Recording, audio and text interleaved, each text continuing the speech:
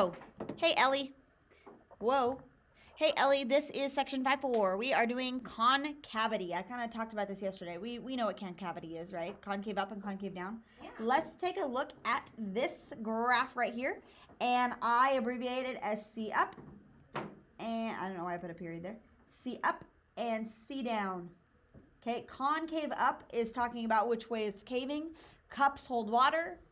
Cadowns don't hold water. It's like an umbrella. It's shedding water. Okay, so, all right, starting from left to right. If I'm going along here, when is he going to change? At 0, Right 0. there. Concave. Right there? What? Is that where he changes? Yes.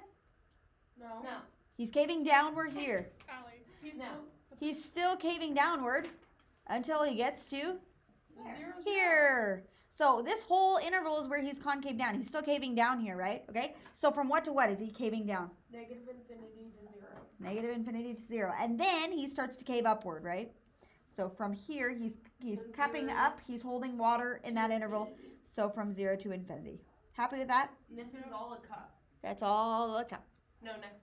Cup and the net. next- Oh, the this next one? The next one? Okay. The next one. It's He is all a holding cup. water all the way through. So what do we say? Negative infinity to infinity. Negative infinity to infinity. You could also say something different. What else All could you say? reals. All reals. The whole real line he's cupping up. He is cupping down. And we would say none. Okay? Is this where you have the poise? This is where poise happen. Okay? I So, heard that. just FYI, the place, we're going to talk about poise later on, but I'm going to introduce it now because we know what it is. 0, 0. Right here, 0, 0 is a poi because that's where he changes, not boy. Poi. This is where he changes inflection, right? He inflects differently at that point, right? So we are going to learn to do this without actually having the graph, although I'll give you the graph like always. But without actually having the graph, we're going to be able to find where it's caving up and caving down in a similar way as we did yesterday. It's just instead of using the first derivative, we use the If you say second derivative. Ha ha. Yay. Yippee. All right, go down to example 1. Ready? No. Here we go. Except I gave you the second derivative. You're welcome. Here is my original function. You're such a sweetie. To find the derivative, that would involve the Quotient rule. quotient rule. Times Yucky. 2. What? Times And then we would have to do the quotient rule again. Okay, now here's my confusing part. Here's my confusing part. If we do the quotient rule, we end up with this guy squared on the bottom. And if we do the quotient rule again, we'll end up with this guy squared on the bottom. Why is this only to the third? Why is this to the third power, not to the fourth I power? have absolutely no clue. Because Do it you know why? crossed. No, never. Yeah, no, you're exactly right. What they did is they simplified this, and what happened was they canceled out an x squared plus 3 in the top and the bottom. That is why it is only to the third power instead of to the fourth power. So if you're wondering, that's why that is, okay? So they've given us the second derivative, okay? And yesterday, after we found the first derivative, in order to find our critical numbers, we set it equal to 0. Okay, when we set it equal to 0, the bottom drops off, right? So the bottom cancels out, whatever. Then if I set this guy equal to 0, so 36 x squared plus 1 equals 0. Wait a second, I think this is a typo, folks. What is there? Shouldn't I it think be that's supposed to be 3? minus 1. Nope, I think this is supposed to be minus 1 right here. Fix that typo, because otherwise we have an imaginary number. So that's supposed to be minus 1. I remember that being a thing. That's supposed to be minus 1. Okay, can you divide the 36 off? Yep. Yep, let's divide the 36. We have x squared minus 1 equals 0, and then we add the 1 and take the square root, so x equals Plus minus 1. plus minus 1. Those are our critical numbers. So, oh, you give them to me. Okay, so then my test intervals go from negative infinity. They write it with the less than symbols, whatever. We won't write it like that. Negative 1 to 1, 1 to infinity. You want negative 2, 0, 2? Sure. Okay, now, there's some more typos in this. It says sine of f prime. We want sine of f double prime, right? Because we're going to plug those into the second derivative because we're testing for a concavity, right? Second derivative. So, my second derivative, we will have to use the top and the bottom, so not Why? having it canceled. Yep, we do. Why? We Because- didn't use it yesterday. What do you mean? Yeah, we did. When we plugged our test points in? Yeah, we did. X squared plus 3 cubed. Uh-oh. Negative 2, if we plug them in. Well, Well, shouldn't It's it be positive minus over 1 on the positive. top? What? Isn't it minus 1? Oh, -1. Yes. You're right. Yep, fix that typo. -1. Okay. Ah, come on. -1. Okay, so -2 squared is 4. 4 minus 1 is positive times 36. This is going to be positive. If I plug -2 in down here, Positive. -2 squared plus 3. Yeah, this, okay, so the bottom. Let's talk about the bottom for just a second. No. The bottom will always be Positive. positive because you are squaring something and then adding something, right? So that bottom will always be positive. So we just have to really look at the top. Okay, so we can put a plus sign here. Am I going too fast? Is this confusing? No. If we plug 0 in, the top is going to be negative. The bottom is going to be still positive. So negative, positive. So this is going to be negative. And the other All right, one's gonna be positive 2 will be positive also. So plus, plus. Okay, so what does this mean? Increase. Nope. Nope. Increase. Nope. What? No. Cup. We're doing second derivative, not first derivative. If it was first derivative, it would be increasing, decreasing. But plus means Cup. concave up. Since it's second derivative, we're doing concave up, Down. concave down, Cup. concave up. Okay, so this dot right here, it changes from concave up to concave down at -1 comma something. Okay, Look at the graph. -1, look at the graph, -1 comma. Shoot, we can't. 1 point. Let's plug him into the original equation. -1, if I plug -1 in here, that is, 2. nope, 6 over 4, which is 6 over 4. 1.5. So 1.5. And this also right here, this 1 is also at 1.5. Okay, what are those guys called? Poise. Are they both poise? Yep. Because like for max and min, if it was like decreasing on the left, increasing on the right, it was a min, and then the Nope, opposite they're was both- a max. They're both poised. So it doesn't matter which one's concave up, concave down, left and right. They are both points of inflection, regardless. So in this case, it's kind of easier, right? No matter what it's doing on the left versus right, if it changes concavity, it's a poi. Good? Happy with that? Not too bad? This is the same thing as what we did yesterday. Okay? All right, let's do this one. Second derivative, I gave it to you and again because it's going to have a quotient rule.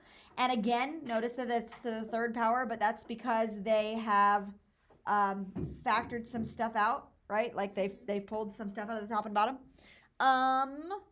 Negative I want to 3, say, 0, 3. hold on, I want to say that we have a typo here. No, we don't. I don't think we do. Hold on, let me go check just to be sure because I don't want to get something wrong. Because I think there's another typo in here. Maybe. Let me check. This is 5-4. Because I don't want to do it. 10. 3x squared minus plus 4. Yep, no, we're good. That's the second derivative. Okay, there is a typo down here though also because I copied and pasted the table, so that should be double prime. But the second derivative is correct. What do we do now? Negative 3. Set it equal to 0. Equals 0. Bottom crosses off. Divide by 10. 3x squared plus 4 equals 0. Now what? I divided by 10. Minus 4. Minus 4. 3x squared equals X negative 4. Oh, you X dropped the squared 10 off. equals I dropped the 4 10 off already. thirds.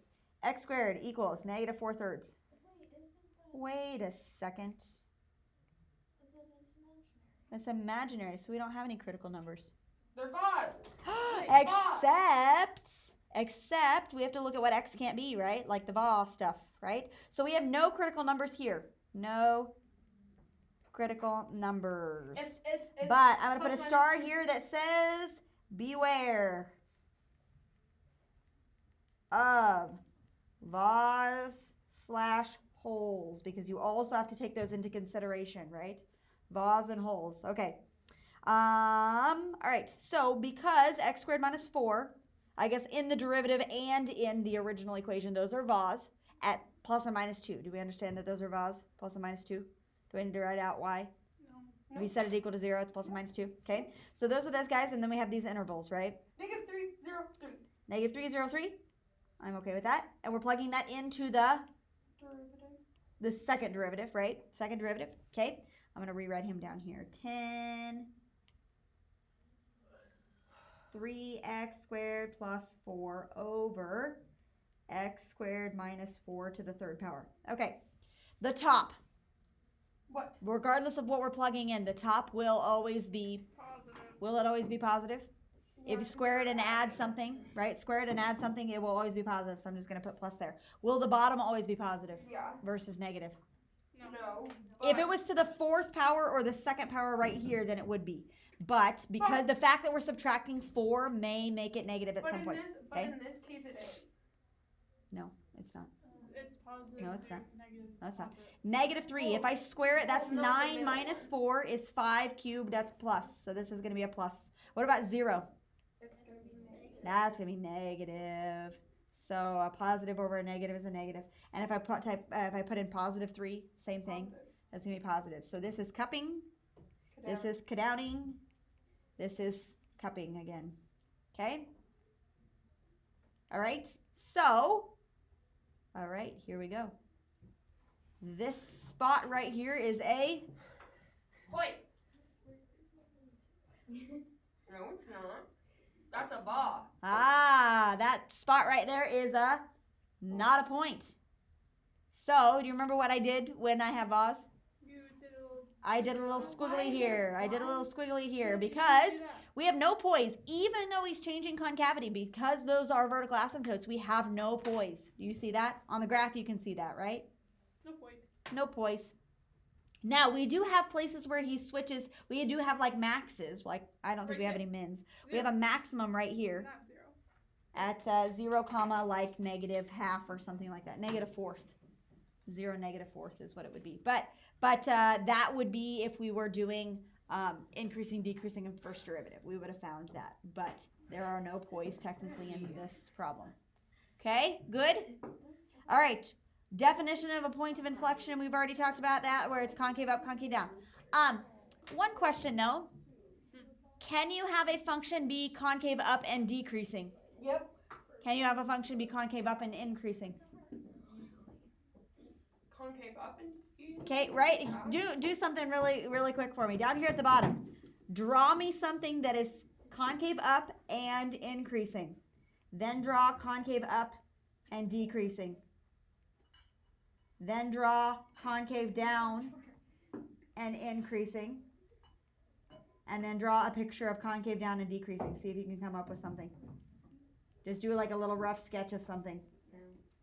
Okay? Draw a picture of each one of those scenarios and we'll see what we got. Concave up, that is increasing. Concave down, that is increasing. All of those 4 different things.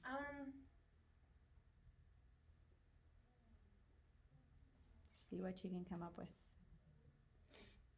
See what you can do. No, that has both in it. It just has to be like one little chunk of a graph. I don't know. You don't know? Oh, I know how to do the one. I got it. Did you get them all? Yeah. Okay, this is what I'm going to draw for concave up and increasing. I'm going to do something like this. A parabola. Okay. Like this chunk of a parabola, right? Right? Not the whole parabola because this part would be decreasing, right? It Yeah. still holds water. Right? Now, concave up and decreasing would be this one. That's decreasing from left to right, but it's cupping up. I did a boomerang. Sure, that'd be fine. Yeah, I that did would work. That. That would work. That would work. The top part of a boomerang, right? Yeah. Yeah. Just the Okay. L. What about concave down and increasing? It's a ray. It's like like a square this guy right here. He's increasing, but he's caving down. What about the other one? Just put it. Upside down parabola. Concave down and increasing. So like this guy right here. Is that Those are right? all Did I do that? Yeah? Okay, so one doesn't necessarily go with the other because you can have all 4 different scenarios, right? You Okay. little turd. Makes One second. sense? Now, You little turd. Uh-oh, she's whiting out things. me messed up. Oh, man. Why do you just Oh, want to oh drink your bubbler? man. You should have had that done during 6th period. Oh, we're gonna drink it. What? Your bubbler. Why did you drink it all? It's empty. Well, you should have had that done in 6th period. It was pretty much done. Go, can you go back You up? take forever to drink something. Maybe she's savoring it. Up. What? Michelle, 1 second. You know, and now it's the One thing. Michelle, second. if this was your bubbler, it would still be full up to here. No, it wouldn't. Fine. There. No. Where it says when the real magic happens. It would be to like a block. Hold Michelle's judging people and she doesn't even drink that. No, it's a joke. Shame on you. Okay. It's a joke. Are we ready yet, Maddie? Yeah. All right, number 3, example 3 on the last page. We're going to do this one start to finish. I don't give you the second derivative. Huh, But it's nice. but it's nice. So let's do it. Here we go. You got it. Ow! 4x third minus 12x squared. There we go. There's my first derivative. If we were doing increasing, decreasing, we would stop here and set them equal to But 0. now we do But we're not, so we're going to do double prime. 12x squared minus 24x. Okay, now what? Equals 0. Equals 0. Let's take A. 12x. Sure, I like that. 12x. And left is? 12. X minus My 2. white is gonna be gone. X minus 2? Yeah. So setting those equal to 0, I have x equals 0 and x equals 2. So my intervals are Negative Actually, infinity, Melanie, 0. Do you want me to tell you a really good 0 fight? to 2. And 2 to infinity. What, A Maggie? really good argument What? is if we just said since she was gone yesterday, we -1, couldn't ask her questions. We need today. No, mine was that Evan doesn't have a book. should be double and prime. so he couldn't do it yesterday.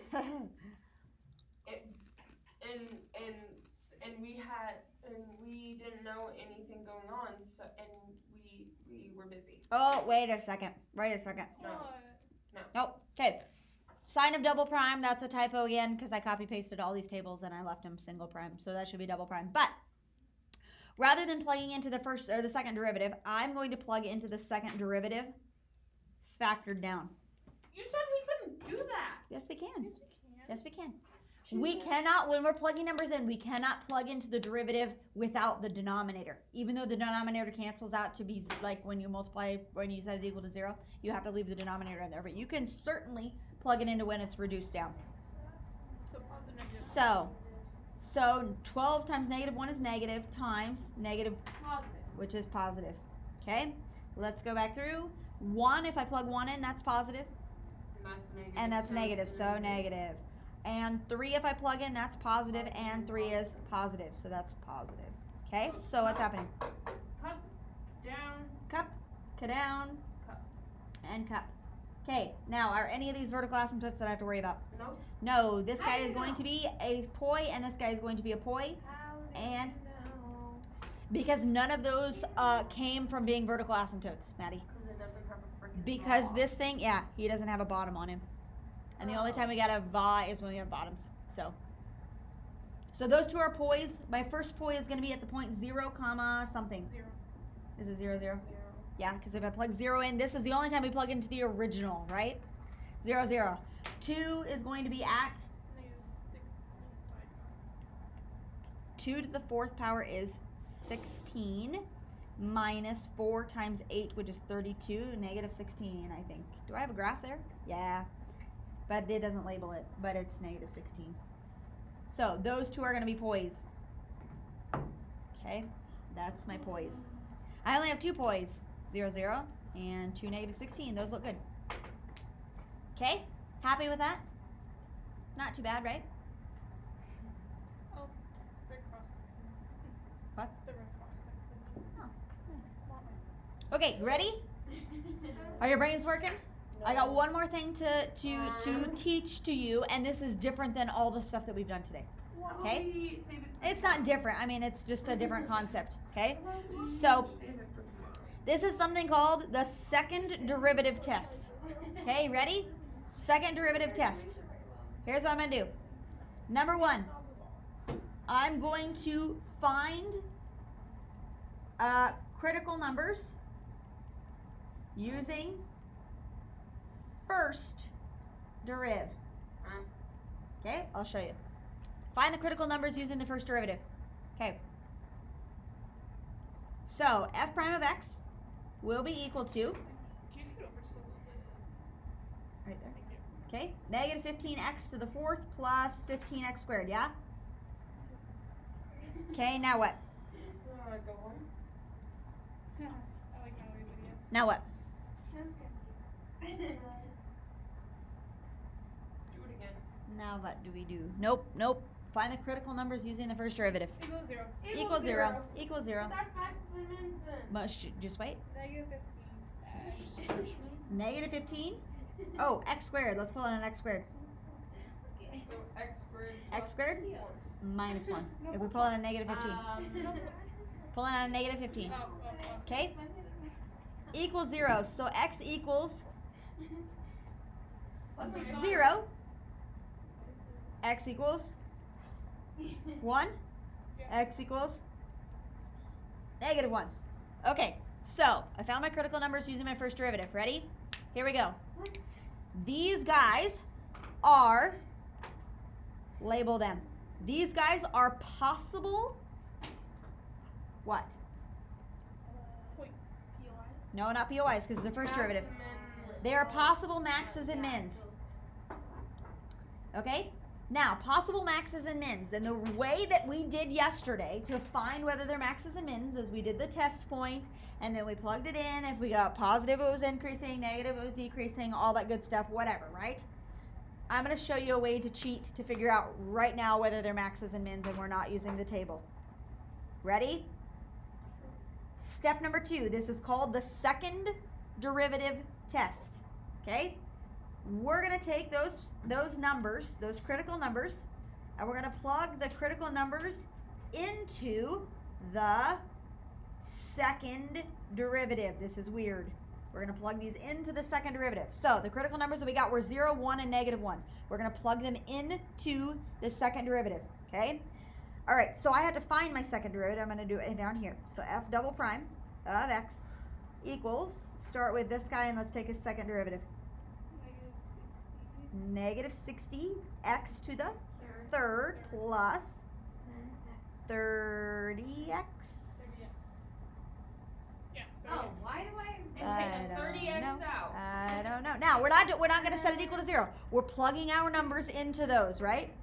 So So the first one's 0. we're going to find f double prime of 0. We're going to find f double prime of 1, and we're going to find f double prime of negative 1.